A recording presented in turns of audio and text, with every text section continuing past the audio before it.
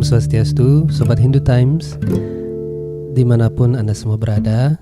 Pertama-tama sebelum podcast ini kita mulai, saya bersama kru Hindu Times ingin menyampaikan selamat Hari Raya Galungan dan Kuningan bagi Sobat Hindu Times sekalian. Semoga di momen perayaan Galungan dan Kuningan ini kita semua senantiasa damai, harmonis, sejahtera, suci, dan religius sebagaimana tujuan kita dalam beragama Hindu. Baik, dalam momen perayaan Galungan yang suci ini, podcast Hindu Times akan membahas salah satu topik yang amat penting sekali, yaitu topik mengenai Sadripu atau 6 musuh yang ada di dalam diri manusia. Dan untuk itu kita telah menghadirkan kembali Sri Sriman Ida Waisnawa Pandita Damodara Panditas atau Srila Guru Pandita terkait dengan topik ini. Om Swastiastu, Srila Guru Pandita. Om Swastiastu. Selamat Hari Raya Galungan dan Kuningan. Ya, selamat Hari Raya Galungan dan Kuningan juga untuk Srila Guru Pandita. Baik Guru Pandita, terkait dengan Sadripu atau 6 musuh yang ada dalam diri manusia. Jadi ini topik yang sangat umum sekali.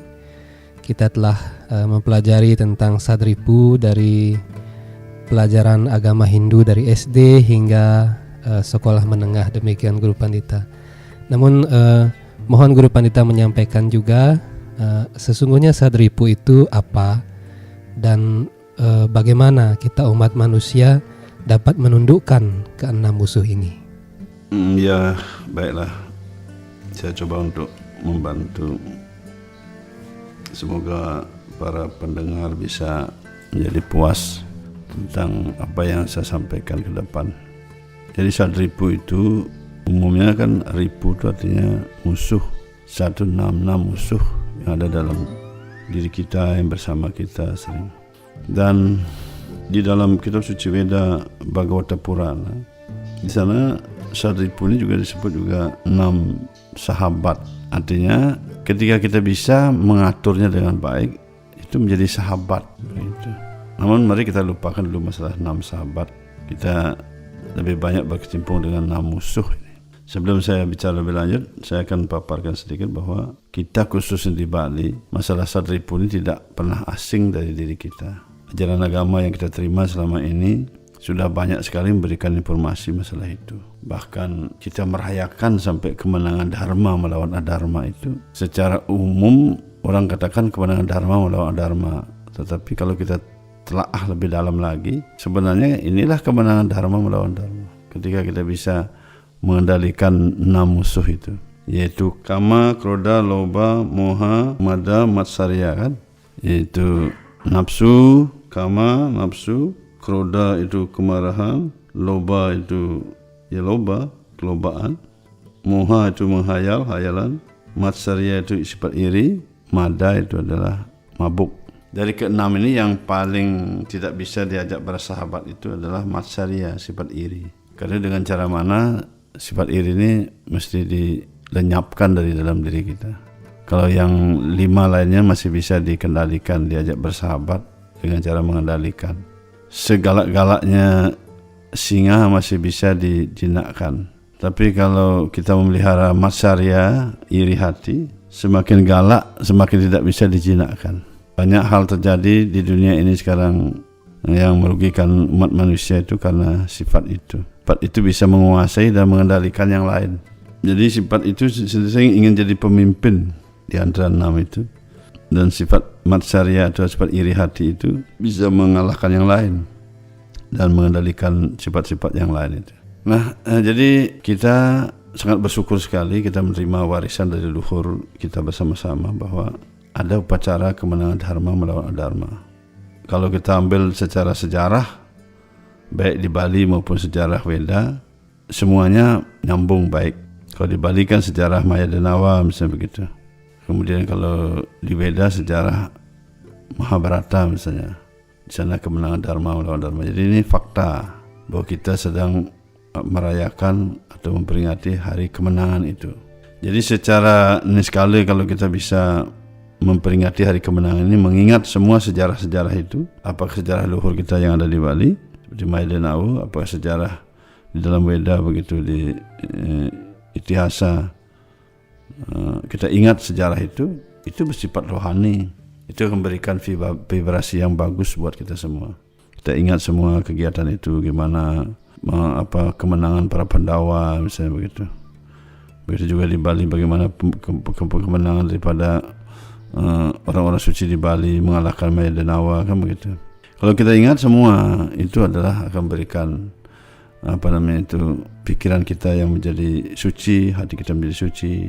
Itu manfaatnya mengapa Tuhan turun ke bumi untuk melaksanakan kegiatan dalam berbagai bentuk, dalam berbagai tempat begitu, baik diri beliau sendiri yang turun atau mengutus para dewa atau utusan yang lain seperti mengutus para acarya misalnya begitu.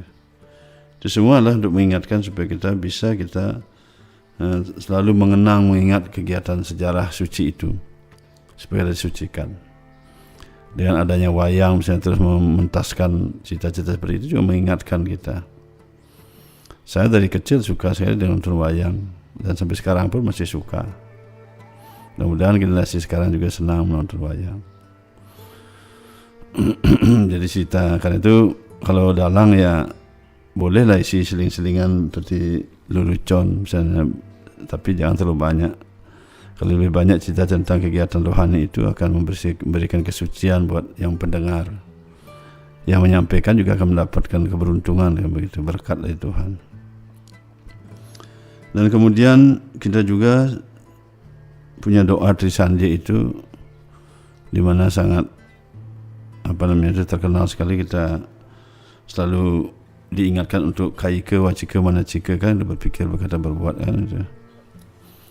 Jadi dan banyak lagi yang lain begitu, sampai kita membuat perayaan besar, dan perayaan yang besar-besaran yang kita laksanakan sebenarnya kalau kita lihat sebenarnya walaupun Nyepi dia menjadi perayaan nasional, tapi Galungan ini sebenarnya perayaan yang lebih besar sebenarnya, lebih meriah daripada yang lain. Coba kita lihat berapa itu penjor kita buat, harganya berapa itu semua kalau dihitung seluruh Bali itu kan, belum di luar Bali lagi. Itu menunjukkan bahwa kita punya rasa yang kuat untuk merayakan kemenangan itu kan. Belum kita ada hari pesta lagi kan, itu untuk merayakan kemenangan kan, hari sebelum Galungan kan begitu. Atau ada lagi hari 11 setelah Galungan itu kan, kita juga hari mengenang lagi kembali apa yang kemenangan itu kan, dengan berkunjung ke keluarga kan begitu, saling memaafkan mungkin. Jadi maksud saya warisan ini untuk menjaga kita umat Hindu ini supaya benar-benar memiliki karakteristik yang sangat terpuji. Ya. Kita khususnya di Bali ini sebenarnya kalau tidak memiliki karakteristik seperti ini, di mana karakter yang nyambung dengan sekali ini tidak ada yang bisa dibanggakan. Karena kalau yang lain dibanggakan itu akan justru sebaliknya bisa kita menghancurkan diri sendiri. Apa yang kita bisa banggakan yang lain semua? Kalau mungkin negara-negara besar, negara di luar mungkin bangga dengan teknologinya semua. Kalau kita sebagai umat Hindu, khususnya kita di Indonesia, di Bali ini, kebanggaan apa yang bisa kita miliki? Tetapi ada kekayaan yang luar biasa yang mana leluhur kita berikan warisan, yaitu berupa kemenangan Dharma melawan Adharma ini. Karena kalau kekayaan kemenangan Dharma melawan Adharma ini kita miliki sesungguhnya, maka inilah sebuah kebanggaan yang kekal dan kebanggaan mutlak yang tidak dimiliki oleh siapapun yang lain. Di India juga dirayakan hari kemenangan itu. Ya.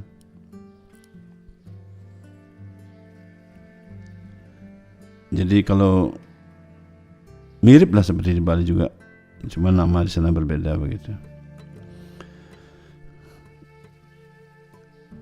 Kalau ini kita miliki sebagai umat Hindu di Bali, di Indonesia. Ini kebanggaan yang tidak bisa dibandingkan dengan apapun. Walaupun negara-negara besar atau orang-orang dari luar bisa membuat teknologi-teknologi yang canggih-canggih, atau membuat bahkan bisa ke ruang angkasa, tidak akan ada artinya jika ini tidak dimiliki. Tapi kalau kita orang Hindu ini, orang Bali khususnya, kita miliki ini, kemenangan dharma-adharma ini benar-benar kita miliki yang sesungguhnya, maka ini adalah sebuah kemenangan yang sejati dan tidak bisa dibandingkan dengan apapun, tidak bisa dihargai dengan apapun. Dan ini sesungguhnya kehidupan kita menjadi manusia. Setelah meninggalkan dunia, kita bawa sampai ke alam surga atau ke alam moksa. Karena itu kita dituntut ketika kita mendeklarasikan bahkan setahun 2 kali kemenangan dharma melawan dharma, kita dituntut untuk benar-benar menegakkan dharma ini dengan menundukkan sadripu ini.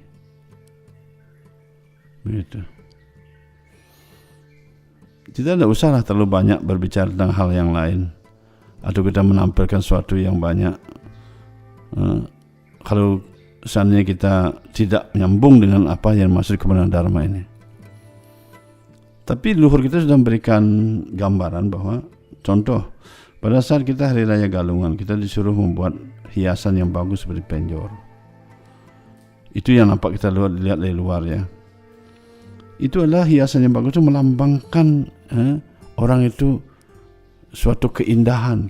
Keindahan melambangkan kedamaian, ketenangan. Ketenangan itu artinya orang-orang yang lepas dari sadripu itu. Siapa yang tidak bahagia, senang melihat hiasan itu ketika lewat di jalan? Semua senang. Nah, itu merupakan sebuah simbolik untuk mengingatkan pada kita supaya kita memiliki karakter indah seperti itu, di mana orang lain akan senang kepada kita dan orang lain tidak takut pada kita. Siapapun dia, apakah orang di luar Bali, apakah di luar Hindu, apalagi kita teman sama-sama satu Hindu, satu Bali. Mungkin dia sorohnya berbeda, mungkin strata ekonomi berbeda, mungkin ajarannya mungkin sedikit berbeda, ataupun mazhabnya berbeda atau aliran berbeda. Tapi ketika kita tanamkan ini semua, kita bisa berangkulan menjadi bangsa yang terpuji di hadapan Tuhan, para dewa, para leluhur. Ini yang ditunggu, diharapkan oleh beliau-beliau yang di atas itu. Bukan kita sekarang bisa menumpuk kekayaan kita atau kita kebanggaan dengan, anggaplah, apa yang kita miliki tentang ketenaran kita di Bali misalnya, begitu terkenal seluruh dunia. Para dewa tidak begitu bangga dengan hal-hal seperti itu jika kita tidak bisa menundukkan, atau leluhur kita tidak begitu bangga jika kita tidak bisa menundukkan ini, tidak menegakkan kemenangan dharma melawan dharma ini. Seluruh umat manusia. Karena itu orang kita di Bali ini tidak perlu ikut-ikutan manapun untuk belajar tentang sifat dan karakter. Karena kita sudah ditanamkan dari sejak dulu kita tentang kemenangan dharma melawan adharma ini. Kalau kita lihat dari berbagai kitab suci, contohnya sekarang saya ambil dari Sarasa Muscaya di sini. Bahkan di sini dikatakan satu saja kroda misalnya begitu. Dikatakan dalam Sarasa Muscaya ayat 101 itu utama, dikatakan orang bisa. Jadi segala sesuatu yang ada, yang kita alami, baik itu kehidupan sehari-hari, di rumah tangga ataupun dengan masyarakat dan lingkungan manapun, jangan mengedepankan kemarahan. Ini yang penting di sini. Walaupun dikatakan sebagaimana besar kekuasaannya, ini yang harus kita pahami bersama ya. Itu tentang satu saja dulu kita lihat kemarahan. Kemudian kalau ada nafsu lagi, misalnya ini bergandengan antara marah dan nafsu. Jadi Bodhita mengatakan kalau nafsunya tidak dipenuhi jadi marah. Sehingga Arjuna bertanya, apa yang menyebabkan saya berbuat sesuatu walaupun saya tidak ingin mengerjakannya? Kok bisa saya berdosa? Itu karena nafsu, kama. Kemudian Sarasa Muscaya juga menjelaskan di sini, sebab orang yang dikuasai nafsu murkanya, segala apa yang dipersembahkannya, segala rupa barang yang diberikan sebagai sedekah olehnya, segala tapa yang dilakukan olehnya, segala yang dipersembahkan sebagai kurban kepada api olehnya, Jadi korban api maksudnya Agnihotra, persembahan ke Agnihotra maksudnya. Kesemuanya itu Dewa Yama mengambil buahnya. Ia tidak mendapat hasil apa-apa kecuali kepayahan. Oleh karena itu kuasailah kemarahan hati itu. Jadi kalau kita sekarang apa kita lakukan karena kemarahan, karena nafsu tadi itu, ujung-ujungnya yang menerima hasil itu Yamaraj. Artinya kan sia-sia semuanya, ke neraka jadinya begitu. Karena dikuasai oleh tadi.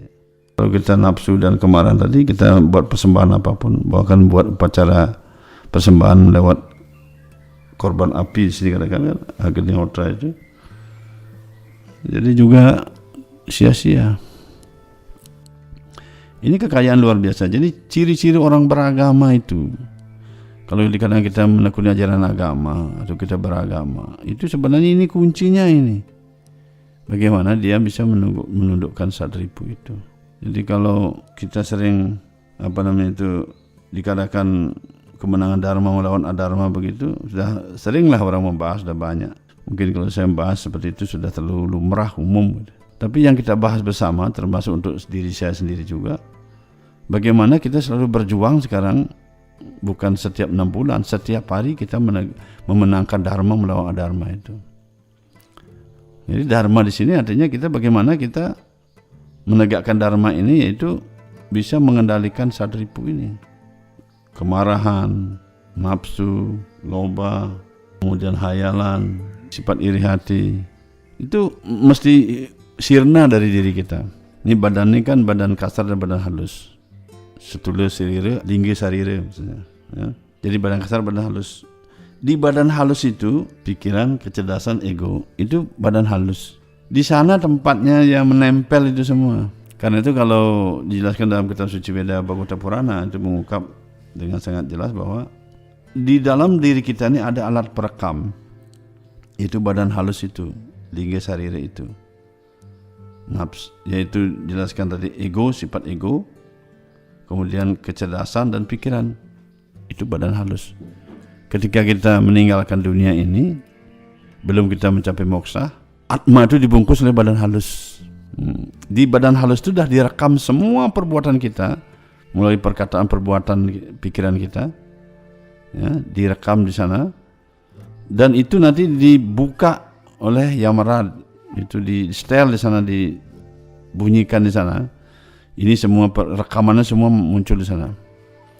Sehingga berdasarkan rekaman itu, Yamarad memberikan hukuman yang tepat, apa hukumannya karena perbuatan-perbuatan yang tidak bagus, dan memberikan badan yang tepat nanti ketika lahir, seberapa kebaikannya, seberapa keburukannya, apa badan yang cocok buat dia. Jadi tidak pernah salah di sana, tidak pernah salah, karena rekaman sudah ada nempel badan kita. Karena berhati-hatilah kita dalam segala perbuatan kita, walaupun tidak diketahui sama orang. Sekarang kan kita banyak nyamar-nyamar ini kan, membuat channel nyamar, kemudian mengejek orang lain, menghina, menyalahkan, dan segala macam kan. Tapi direkam terus sama badan halus itu, rekaman yang betul-betul hebat itu, tidak pernah meleset rekamannya, titik komanya semua di sana, direkam terus, nanti akan kita terima sebagai sebuah karma pala. Ya, kita kan sudah terkenal dengan ajaran kita yang karma pala itu kan, Pancasrada itu, 5 keyakinan karma pala itu. Kenapa kita harus suruh meyakini karma pala itu? Supaya kita hati-hati untuk berkarma, berbuat. Sampai kita dibuatkan section, istilahnya bagian-bagian catur warna itu, Brahmana, Sattva, Vishya, Sudra itu kan untuk karma apa, karmanya yang mana, perbuatannya atau karakter ataupun pekerjaannya apa yang cocok dia. Begitu. Karena itu kita sangat sebenarnya berhati-hati dalam segala hal. Kita tidak menghalalkan semua, kita berpikir itu oke-oke, baik-baik saja. Karena Tuhan, para dewa dan leluhur kita yang suci itu tidak akan pernah membela orang-orang yang melakukan perbuatan yang salah. Walaupun kita penyembahnya. Contohnya misalnya si A menyembah siapa Ishta dewatanya yang betul-betul luar biasa, hebat. Bahkan dikatakan yang tertinggi junjungannya kan begitu. Tapi kalau perbuatan tadi juga salah, itu kesalahan itu tidak akan dibela, kecuali dia menyerahkan diri kembali dan bertobat, minta ampun, tidak akan mengulangi kesalahan itu lagi. Tapi kalau kita terus melakukan kesalahan yang bukan karena kehendaknya, kalau memang seperti Arjuna misalnya berperang menangkan dharma, melawan dharma secara fisik di medan perang Kurukshetra, itu karena perintah yang maha kuasa. Itu lain masalah lagi. Tapi kalau keinginannya sendiri, walaupun untuk membela tapi untuk keinginan sendiri, tidak memakai jalur sastra dan jalur orang suci, itu tidak akan dibela kita. Saya begini udah menjelekkan orang lain, menghina orang lain atau apapun kita lakukan, kita benarkan dari pikiran kita dan kita pikir Tuhan kita akan membela. Tidak bisa begitu. Hukum alam tetap berjalan. Reta itu hukum alam itu akan tetap berjalan. Bagaimana merekam semua ini dan akan memberikan upah sesuai dengan perbuatan kita. Karena itu saya menghimbau pada umat Hindu, teman-teman semua umat Hindu ya, khususnya begitulah. Jadi ini penting sekali kita memberikan suatu nuansa ataupun vibrasi yang sangat bagus, yang terpuji di hadapan Tuhan, para dewa dan luhur kita. Mungkin belum terpuji di hadapan orang lain, tapi kalau ini kita lakukan benar-benar akan menjadi terpuji di hadapan Yang Maha Kuasa. Kalau kita terpuji di hadapan Yang Maha Kuasa, beliau yang memberikan segala upah buat kita. Karena karma kita yang baik, beliau akan memberikan hasilnya. Berdasarkan karma seperti orang kita bekerja di kantor, di pegawai negeri misalnya begitu, dia bekerja dengan baik semua, kan yang berikan hasilnya kan pemerintah. Kalau dia bekerja lakukan sesuai dengan aturan yang ditentukan oleh pemerintah, dia dapat hasil gaji dari pemerintah dengan baik. Bukannya orang lain yang memberikan. Demikian juga kita ketika lakukan ini sesuai dengan aturan agama kita. Ini hasilnya Yang Maha Kuasa yang berikan semua. Masalah hidup di bumi ini, kesejahteraan semua tidak usah terlalu dikhawatirkan. Karena kita sudah membawa bekal karma tadi yang baik. Kita bawa nanti kelahiran berikutnya lagi kalau kita belum mencapai moksa. Ini perlu saya tekankan untuk pemahaman yang tepat buat kita, sehingga kita tidak akan berbuat sesuatu yang salah, baik pikiran, perkataan, perbuatan kita. Dan kita berbuat sesuatu yang salah ini akan kita terima, bahkan sampai keturunan kita harus kita menerima keturunan yang bermodel yang sama seperti itu juga. Upahnya begitu.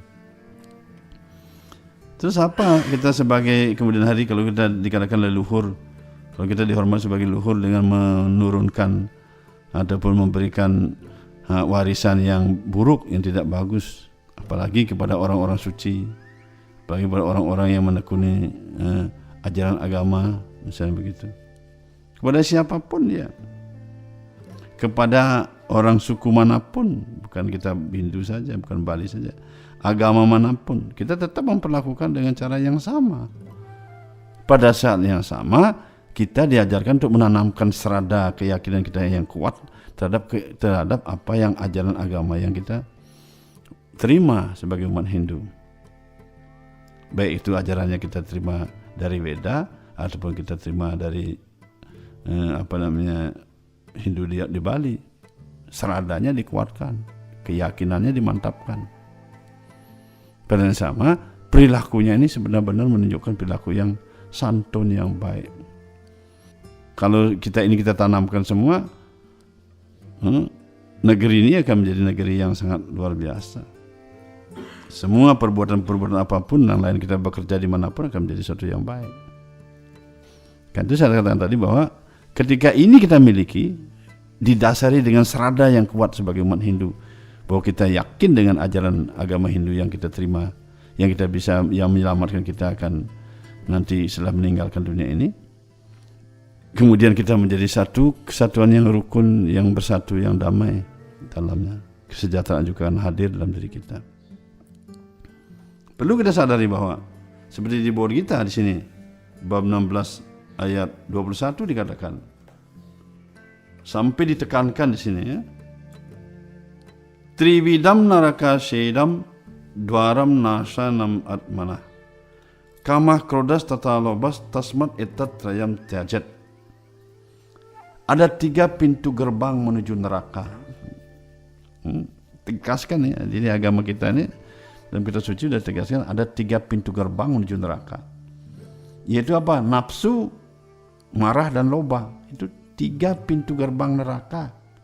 Ketika kita tidak bisa mengendalikan nafsu, marah dan loba, ini kan sering terjadi di antara kita semua kan. Apalagi sekarang dengan adanya kita memiliki medsos ini, justru medsos ini alat, kalau kita bisa menggunakan alat dengan bagus, dia akan membantu kita. Tapi kalau alat ini kita tidak gunakan dengan baik, justru ini akan membantu kita lebih cepat, mendorong kita lebih cepat untuk apa? Menuju 3 pintu neraka. 3 pintu gerbang neraka. Nafsu, marah, loba. Setiap orang waras harus meninggalkan 3 sifat ini. Sebab 3 sifat ini menyebabkan sang roh merosot. Setiap orang waras. Berarti kalau kita belum bisa mengendalikan ini, kama, krodha, loba ini berarti tidak waras namanya kita. Kalau tidak waras itu berarti kita, kalau secara fisik tidak waras kan berarti harus di rumah sakit. Tidak waras berarti kan. Harus berobat dulu di rumah sakit. Kan kita tidak, semua orang tidak mau dikatakan tidak waras kan. Sastranya menjelaskan. Kalau kita dikatakan waras, kita harus bisa mengendalikan ini 3 hal itu. Karena itu kemenangan dharma melawan dharma ini adalah wujud kita diingatkan sebenarnya mengapa luhur kita membuat upacara perayaan dharma melawan dharma ini. Bahkan dari sebelumnya sudah persiapan yang bagus. Ada berapa rainan itu kan, itu maksudnya itu persiapan itu. Bahwa sekarang ini kita kukuhkan, kita nyatakan bahwa kita menang melawan adharma. Adharma itu artinya ya ini perbuatan-perbuatan yang buruk oleh Sadripu ini. Ketika kita bisa menundukkan Sadripu ini di dalam pikiran, di dalam perbuatan, dalam perkataan, maka inilah sebuah kemenangan. Mengapa harus dibuat sebuah perayaan juga? Ini adalah bukti bahwa kita berhubungan secara niskala. Dengan kita bisa menundukkan ini, berarti kita sudah terlepas dari neraka. Kalau kita beragama sudah terlepas dari neraka, kan itu adalah sebuah kemenangan. Kalau Atma ini sekarang sudah tidak masuk neraka, kemana? Kan pasti masuk surga atau moksa. Karena memang setelah meninggalkan dunia ini hanya perjalanan ke sana saja. Inilah penting kita pahami bersama betapa hebatnya luhur kita untuk menjaga supaya keturunannya benar-benar melakukan kemenangan dharma melawan dharma itu dengan berbagai perbuatan-perbuatan istilahnya itu, simbol-simbol yang dibuat itu, supaya kita ingat itu semua. Bagaimana orang menang melawan dharma, menang melawan adharma itu. Bahkan Tuhan akan turun untuk menyelamatkan orang-orang yang, karena Tuhan ingin menegakkan dharma kan. Paritranaya sadunam binasaya caduskitam dharma samstapanartaya sambawa me yugi. Kan sana dikatakan paritranaya sadunam, artinya beliau ingin menyelamatkan orang-orang sadu, orang-orang suci. Ciri-ciri orang suci itu orang yang bisa mengendalikan Sadripu itu. Bagaimana kalau saya belum bisa mengendalikan Sadripu, ya jangan dulu lah berkata suci. Tapi suci itu mutlak, wajib, harus buat kita semua yang lahir menjadi manusia ini, harus. Seperti kita sekolah, target nilai standar harus diperlukan itu supaya kita bisa lulus, supaya kita bisa nyusun skripsi harus ada nilai standar yang ditentukan. Mungkin juga kita nilai standar ini harus bisa, ini wajib, baru kita bisa diselamatkan. Siapapun dia, ini paritranaya sadunam, kan itu dharma samsta, kan itu dharma samsta penandanya. Orang-orang suci ini diselamatkan karena mereka bisa menegakkan dharma. Karena Tuhan turun untuk mengajarkan kita menegakkan dharma. Dharma samta penandanya, dalam rangka untuk menegakkan prinsip-prinsip dharma. Mengajarkan kita bagaimana menyelamatkan orang suci bisa menegakkan dharma. Diajak oleh Tuhan sendiri, beri contoh, diajari bagaimana kita menegakkan dharma. Jadi mengendalikan dari Sadripu itu. Kalau Sadripu dikendalikan, itu salah satu ciri utama orang-orang suci itu. Walaupun ada ciri-ciri yang lain, tapi ini ciri utama, dasar. Selain juga orang suci itu memiliki dasar serada yang kuat. Yaitu serada, dasar yang kuat, kemudian bisa mendirikan Sadripu ini. Beragama. Karena itu serada sini artinya keyakinan kita kepada Tuhan dan sebagainya, apapun yang terkait di sana, apakah itu para dewa, apakah itu para acarya, dan juga para leluhur-leluhur kita yang suci, terkait dalam satu kesatuan. Dan itu siapapun dia beragama, khusus beragama Hindu, apapun ajarannya, alirannya, apa semua, ini semua sudah menjadi terkait satu kesatuan. Tuhan, para dewa, para leluhur yang suci, para acarya, orang suci itu sudah jadi satu kesatuan. Tidak ada ajaran itu yang meninggalkan ini, tidak ada. Karena itu kita saling memahami semua sehingga kita menjadi satu kebanggaan, sebuah kebanggaan bahwa kita bisa menciptakan dharma di muka bumi ini. Lalu sekarang bagaimanakah caranya kita sekarang?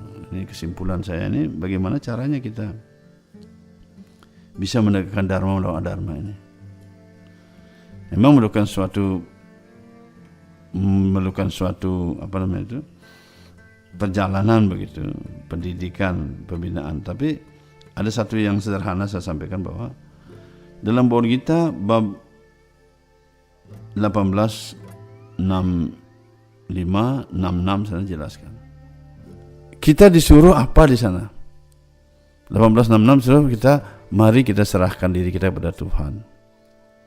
Serahkan diri kita sebagai umat Hindu ini kepada ajaran agama kita itu apa yang menuntun.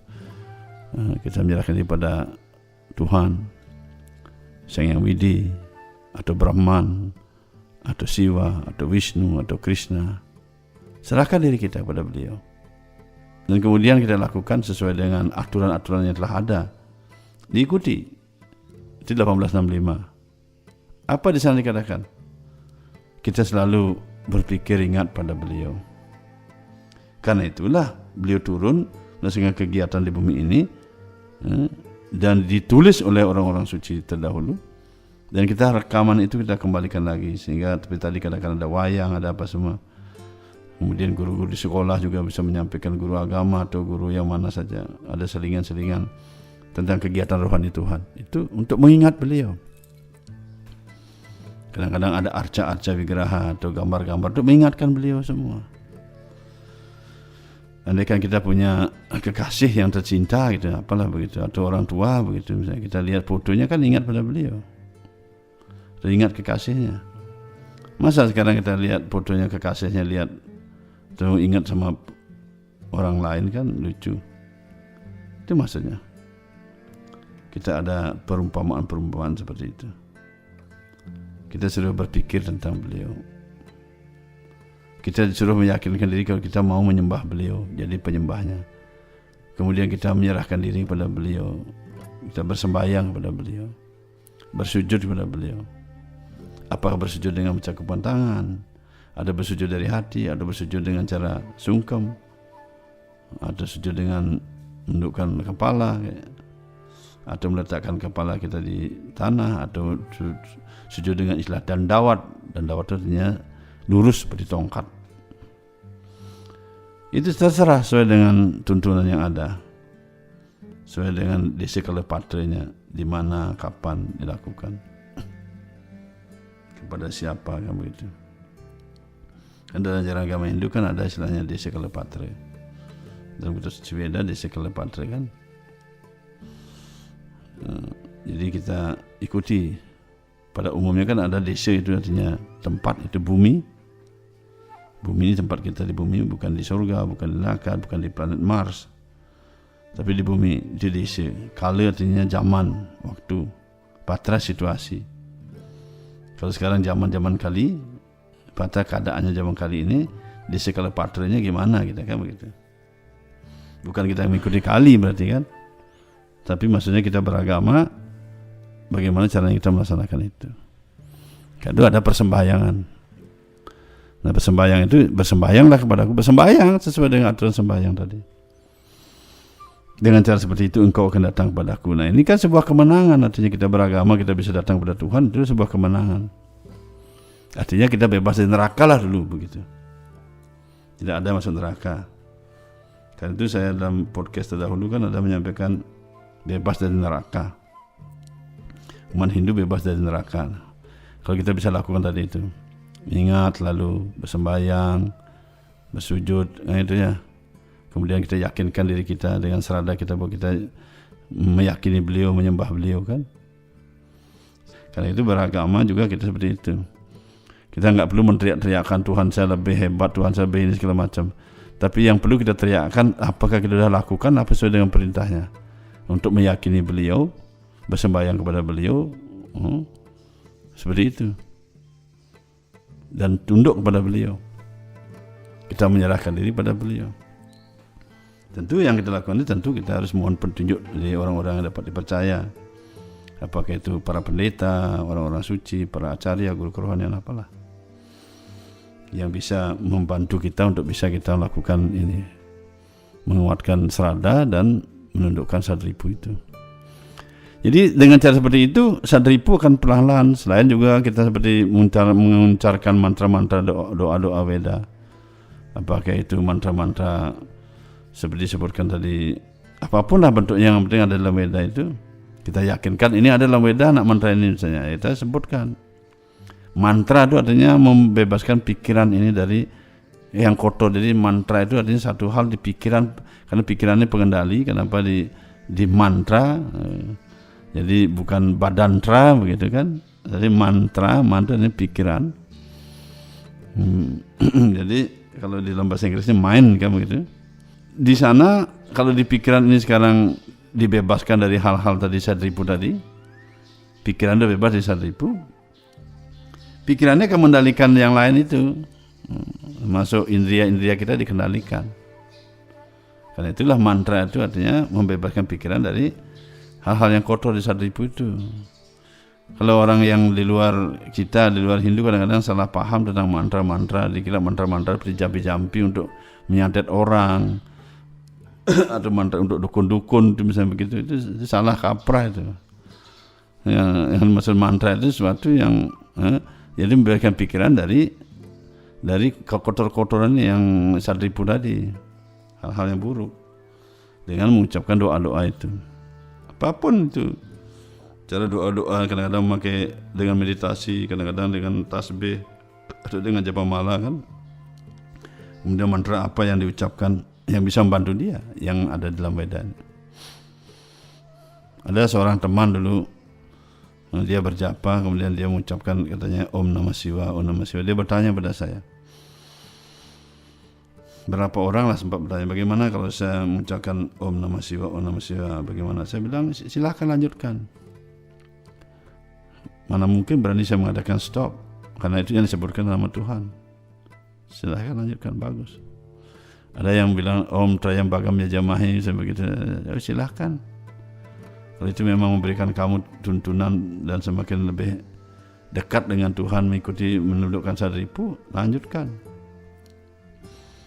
Yang penting jangan japa malanya itu berisi doa-doa yang untuk nyantet orang, untuk apa semua, misalnya begitu. Itu bukan mantra namanya. Jadi karena itu ini harus kita paham bersama dari kemenangan Dharma ini. Kemudian sadripu ini bisa kalahkan tadi dengan tadi saya katakan tadi. Kita bersembahyang pada Tuhan, mengucapkan doa-doa mantra tadi. Dan kita selalu ingat pada Tuhan. Dengan cara seperti itu engkau akan pasti datang kepadaku. Itu kan Tuhan beri jaminan. Jadi orang di Hindu ini, sudah beragama Hindu, sudah ada jaminan keselamatan, sudah ada di situ. Silakan buka di board kita, ada berapa jaminan keselamatan. Kita jadi umat Hindu bukan jadi jiwa-jiwa yang hilang, jiwa-jiwa yang selamat.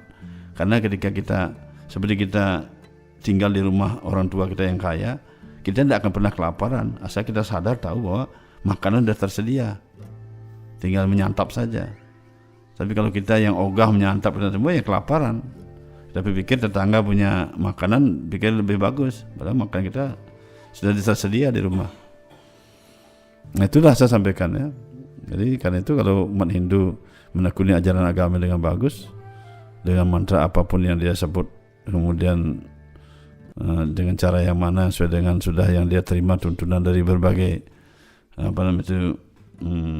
penuntun yang ada, begitu kita bisa diselamatkan dari berbagai segi di Hindu itu. Yang penting pada saat yang sama apa yang kita tekuni, kita ajar, kita terima, kita pelajari, jangan mengganggu orang lain, jangan memaksakan pada kehendak pada orang lain, nah itu dan lain sebagainya, atau bahkan memusnahkan keyakinan orang lain.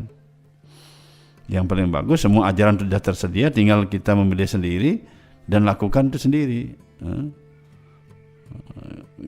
Walaupun nanti sama-sama yang satu teman berkumpul itu tidak masalah. Yang penting mereka seperti tadi saya katakan tadi, tetap saling menghargai, menjaga semua hubungan, toleransi, kasih sayang, semua itu menghargai satu dengan lain. Tidak ada mencemooh, tidak ada menyalahkan, tidak ada yang dirugikan. Siapapun tidak ada yang dirugikan.